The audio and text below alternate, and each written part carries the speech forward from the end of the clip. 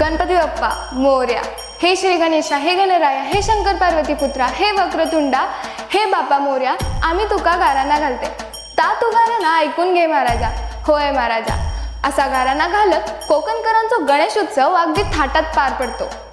नमस्कार, मी हर्षा आणि तुम्ही पाहताय एन्जॉय सक्सेस. बा देवा महाराजा. तर 12 गावाच्या, 12 वेशीच्या, 12 वय वाटेच्या महाराजा. कोकणात मोठ्या प्रमाणात साजरा करण्यात येणारा सण म्हणजे गणेश चतुर्थी. गणेश चतुर्थी या 2 शब्दातच कोकणकरांचं मन आणि त्यांच्या चेहऱ्यावर आनंद अगदी भरभरून व्हायला लागतो. गणेश उत्सव तसा कोकणकरांच्या मनात पावसाळ्यापासूनच सुरू होतो.